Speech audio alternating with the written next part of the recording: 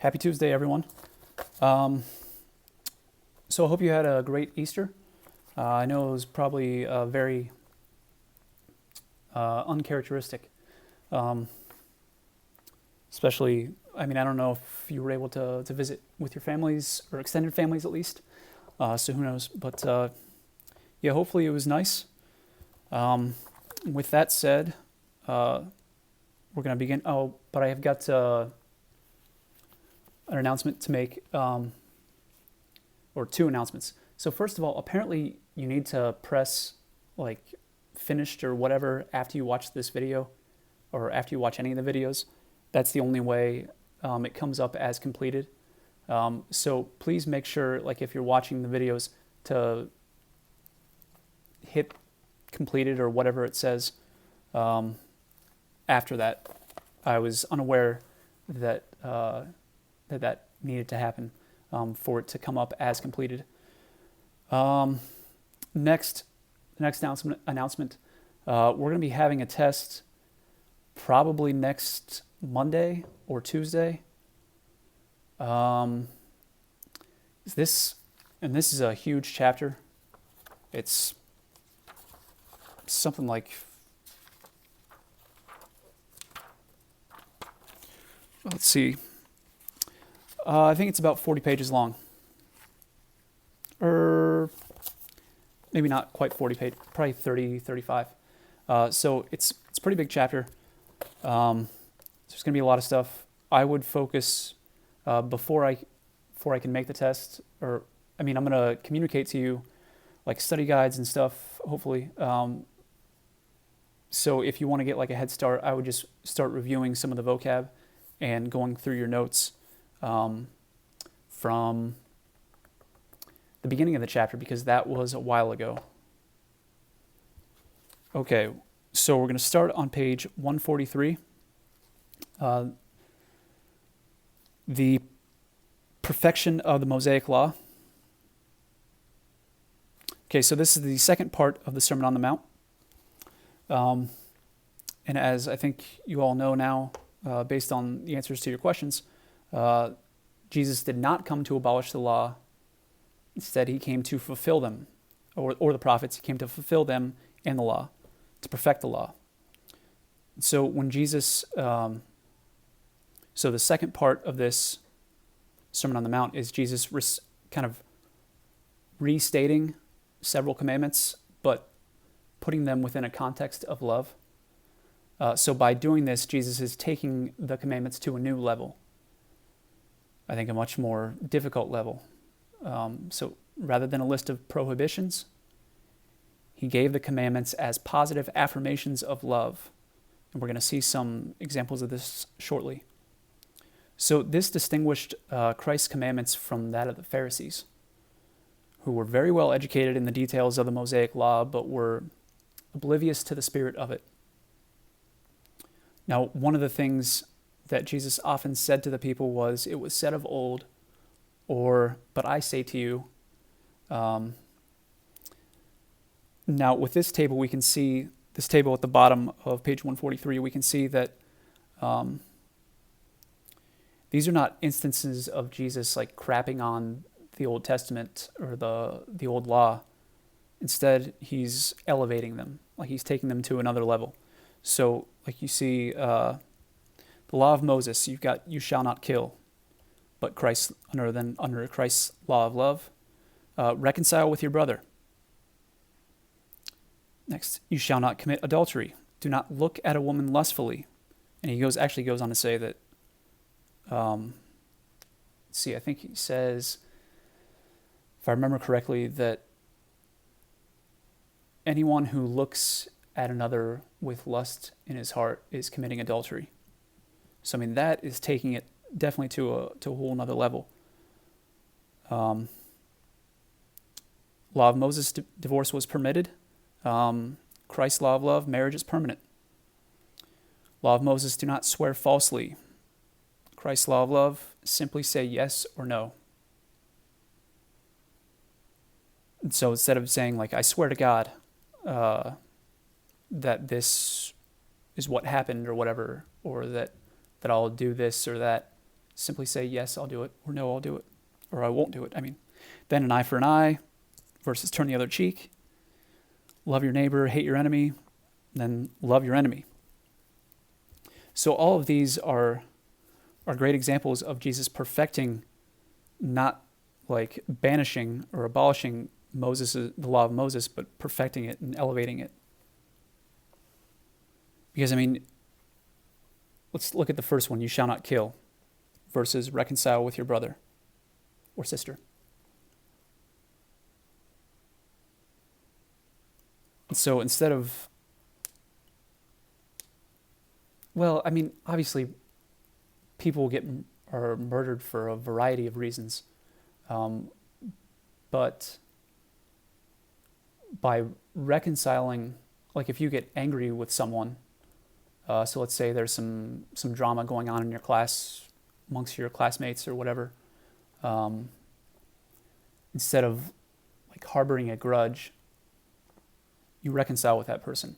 And the reason why that's so important is because, some of the the negative emotions that we have can turn into something, like if you kind of let them fester, they're going to turn into something much more serious, which I would refer to as ressentiment or resentment. The French version of resentment actually has a different meaning.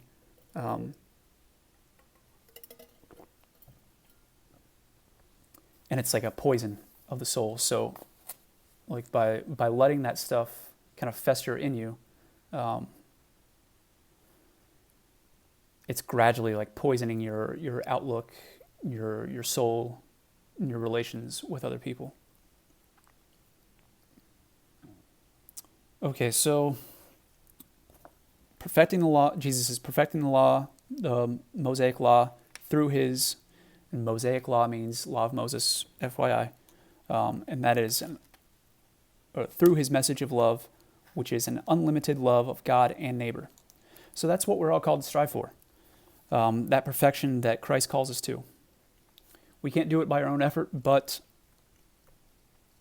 because we need God and his grace, but it does require some effort on our parts.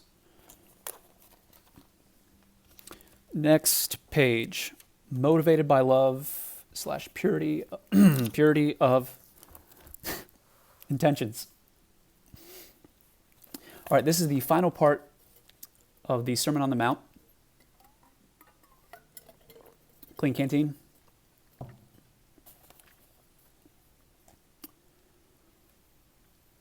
And Jesus is speaking about the proper purity of intentions in one's actions. So what do we mean by that? Well, like let's say you do a very generous thing, like buying your teacher a cookie for class, or I don't know, whatever. If you do that with the intent of gaining favor, or like trying to get something in return, well, that's not really a pure intention. But if you do it and expect nothing in return, that would be a pure intention.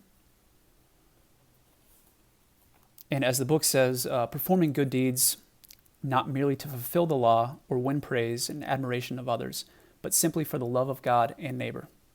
So that's the purity of intention we're talking about. Now we've got a lengthy quote from the Gospel of Matthew. Again, we're on page 144. Beware of practicing your piety before men in order to be seen by them, for then you will have no reward from your Father who is in heaven. Thus, when you give alms, sound no trumpet before you, as the hypocrites do in synagogues and in the streets, that they may be praised by men. Truly I say to you, they have received their reward. But when you give alms, do not let your left hand know what your right hand is doing, so that your alms may be in secret, and your Father who sees in secret will reward you. And when you pray, you must not be like the hypocrites, for they love to stand and pray in the synagogues and at the street corners, that they may be seen by men. Truly, I say to you, they have received their reward. But when you pray, go into your room and shut the door, and pray to your Father who is in secret. And your Father who sees in secret will reward you. And in praying, do not heap up empty phrases as the Gentiles do, for they think that they will be heard for their many words. Do not be like them, for your Father knows what you need before you ask him. Okay, so to kind of put that in practical, more concrete terms, say like, if you notice that you may have done something good, but maybe for the wrong reason, I would encourage you to try to do something good for someone without telling them it was you. Or something like that. Like, so like if maybe your dishwasher at home needs to be emptied, and you go ahead and empty it without anyone knowing it's you. It's actually kind of difficult to not say that it was you. Now, I mean, like if someone asks you if you did it, yes, I mean, say so, if you actually did it. But you should try it just as a challenge. Try to do something nice and not tell anyone. And by the way, we don't need to take this passage super literally, or literalistically, as last semester's textbook pointed out, because it's, well, for example, not only is it okay, it's actually good to pray with others, and to do good deeds in public. Like it's good to do that. It all comes down to the reason why we're doing it, because Jesus also says that you should not hide a lamp under a bed or a table. Instead, it should be on a lamppost or a table or something. And so, like it's not saying that you can't pray in public, or that you shouldn't pray in public or do anything good in public. It's just he's just pointing out that that the intentions as to why we're doing it are very important. And in this particular passage, the thing he's warning us about is vanity and pride.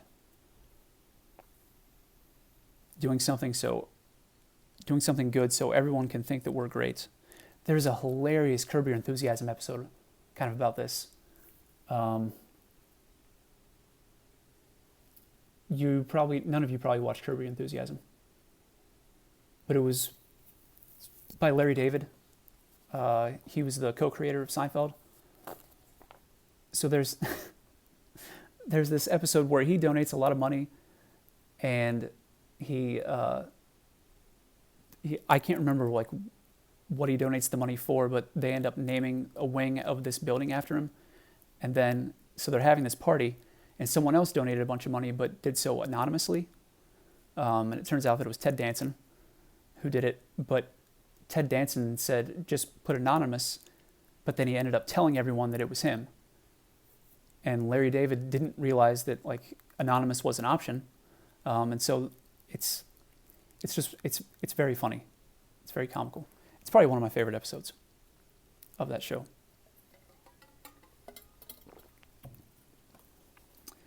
Anywho, next, Jesus also tells us that our hearts cannot be divided. So what does that mean? Well, I think we've all experienced it. One moment you're set on doing one thing, like that's good for you to do. And then whether it's 10 minutes later, an hour later, a day later, or whatever, you find yourself doing something that is directly opposed to what that intention was a bit ago. Like that's a great example of being divided in your heart. So like when you were giving things up for Lent, like I really wanted to watch some stuff on YouTube and Netflix, especially because I started watching, Tiger King and The Walking Dead on Sunday, or on one of the Sundays during Lent. So it was really it was definitely a challenge to not do that, not continue watching that stuff throughout the week. Well, Tiger King, not so much, just because that was just absurd. Anyway, Jesus also says we should seek treasure in heaven, not on the earth. So in other words, we can't serve both God and money. He says manna or whatever. I can't remember what exactly he says. How am I not remembering that? Well, that's what it is. Or was I? So we need to be single-minded in our desire to serve God. He also said not to worry or be overly worried about this life, for God will provide for you. And by the way, like this, it might be really challenging now to do so, or to kind of work on this single-minded desire to serve God. And I think it's always going to be a challenge, but it becomes a lot easier once we develop good habits. So by working on good habits, you're not always going to have to struggle to the same degree to pursue virtue. But regarding this, like not to worry or be overly worried about this life and that God will provide for you, like how do you think that would be lived out in your life? What would be one way in which you could kind of enflesh that teaching? One way that I can think of for you would be probably worrying about a test. So Jesus' advice does not mean don't prepare for it, that God's just going to provide you with all the answers.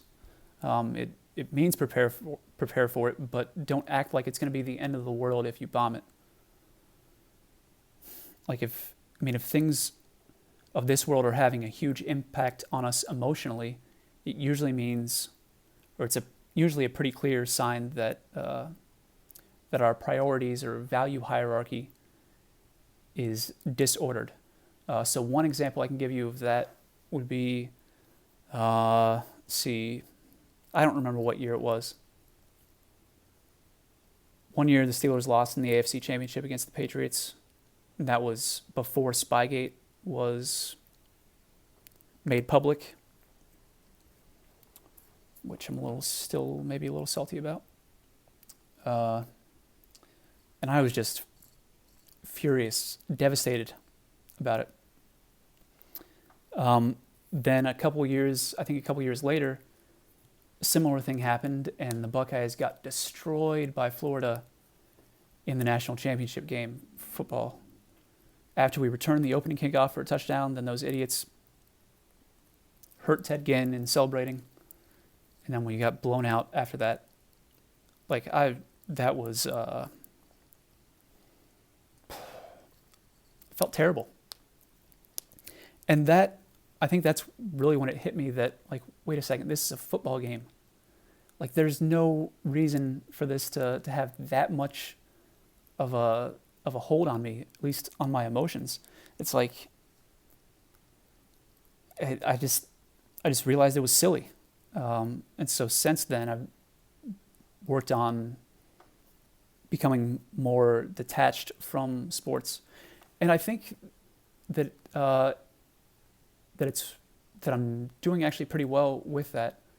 One example I can give you of success would be when the Penguins, I know probably most of you are Blue Jackets fans, so sorry, but when the Penguins won their their back-to-back Stanley Cups, especially the first time around, I noticed the stark difference between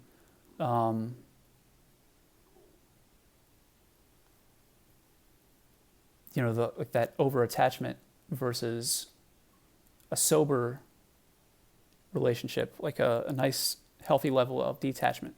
Like, I was really able to enjoy watching their games, even if they lost.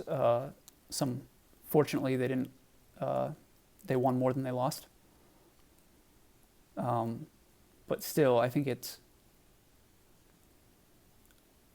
because you can also notice like when the Steelers won the Super Bowl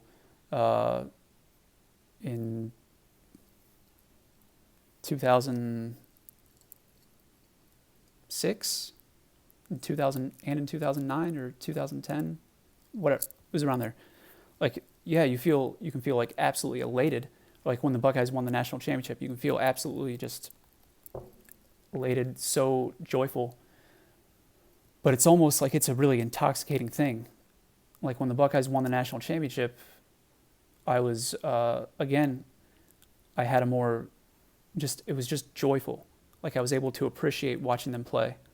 And I wasn't going to, like the quality of my life was not going to be affected if they lost.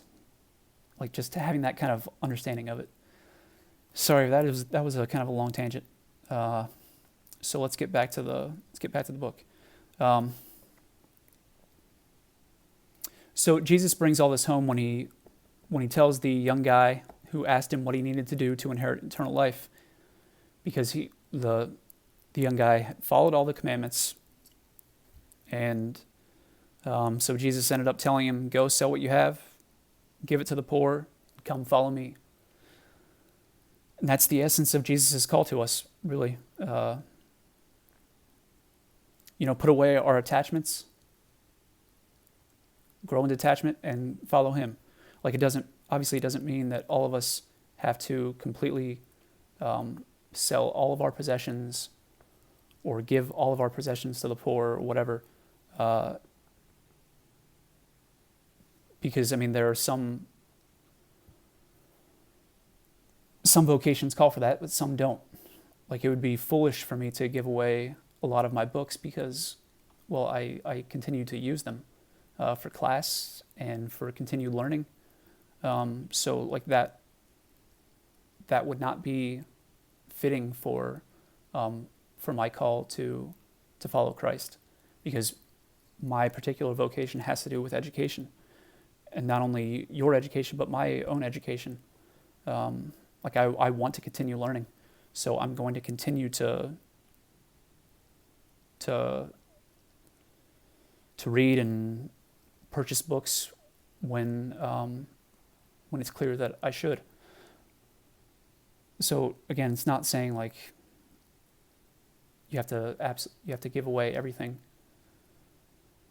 but think of it more like grow in detachment, be detached. Like, am I willing to be parted from like my favorite possessions, like my golf clubs or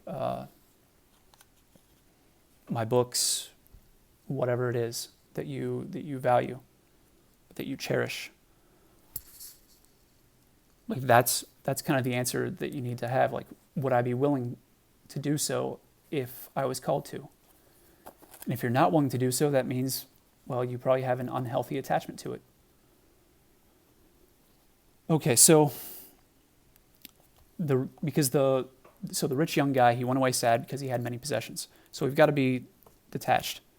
So after the guy said that, walked away, Jesus said something quite shocking at the time. And again, we're still on page 144. It is easier for a camel to go through the eye of a needle than for a rich man to enter the kingdom of heaven. So the reason this was shocking is, at least in part, because I'm pretty sure that there was a bit of prosperity gospel stuff going around. In other words, like if you were good and if you did good things, God would bless your life. So in other words, you'd be rich. So therefore, if Jesus is saying it's easier for a camel to pass through the eye of a needle than for a rich man to enter into heaven, that's something that was completely countercultural at the time. So the apostles questioned him about it, and Jesus said, well, with men this is impossible, but with God all things are possible. So God expects us to make him our top priority. Wealth, riches, possessions, these things, although they can be very good and very helpful, especially if we have them and use them in a in a generous way. Like if you have a huge house, have people over. I've got some friends who actually think they were moving, but that's beside the point. So last year when the net teams came to do the retreat, put on the retreats, we have to give them shelter and food. We have to provide that stuff for them while they're here. Otherwise, their retreats would be a lot more expensive. And so I can't remember what exactly happened, but it was kind of last minute, and we still didn't have places for them to stay. And I called up my friend who lives probably 20 minutes away from Fisher. And him and his family, they've got a sweet house. It's really large.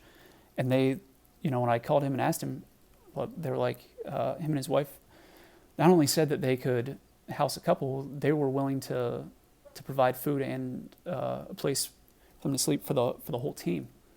So that is a great example of using your possessions with generosity and with love. But wealth, riches, and possessions can distract us. If I'm so fixed on getting new golf clubs or whatever it is, that I actually think that that's going to bring me peace or happiness or joy. It's not. I can tell you, I just got new golf clubs. They don't, while I certainly take pleasure in them, especially when I hit it well, it just feels so good. I mean, it's really amazing. Especially the irons, they're phenomenal. But it's if I'm banking on that to give me fulfillment, my worldview is a little distorted, and I'm probably too attached to it. So when we grow too attached to things, we can be closed off to the greater good. In fact, I'd say too much attachment is akin to slavery and addiction. It's when you can really see this easily with people being obsessed with the newest iPhone, because it's not even to the newest iPhone that their focus is on, if you look at it on a deeper level, because the very next time around, they're still after that novelty, the next iPhone, or the next whatever it is. And so you'd have to ask yourself, if they were truly obsessed or attached to that iPhone that they have, then why would they want to get a new one? So it's more about the novelty, and addiction can kind of function in a similar way. If you were to smoke, what you shouldn't do.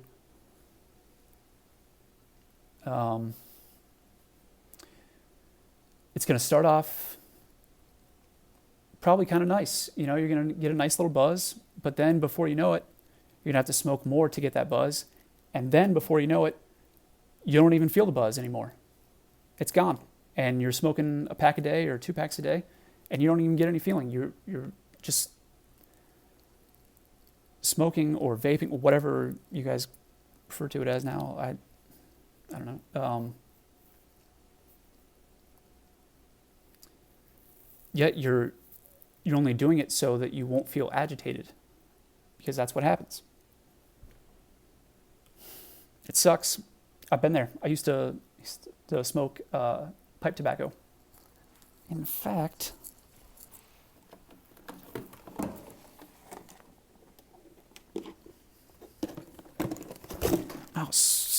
crap. That's not good. I just spilled everything.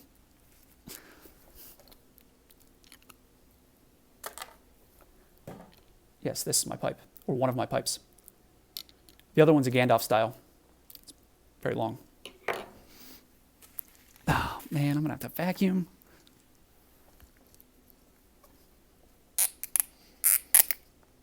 Oh, I just broke it.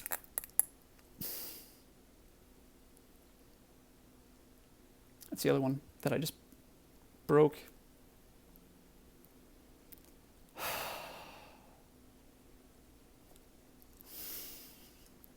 It's just a possession.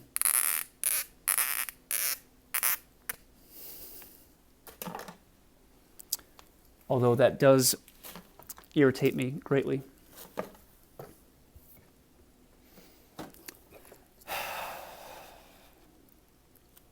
What am I going to do? Well, I haven't smoked with it for years anyway. That's probably why it broke.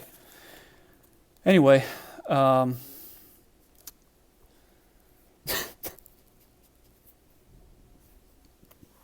right, so let's read this quote from Schneider. It's in green on page 145. The life of this kingdom is Christ's continuing life in those who are his own.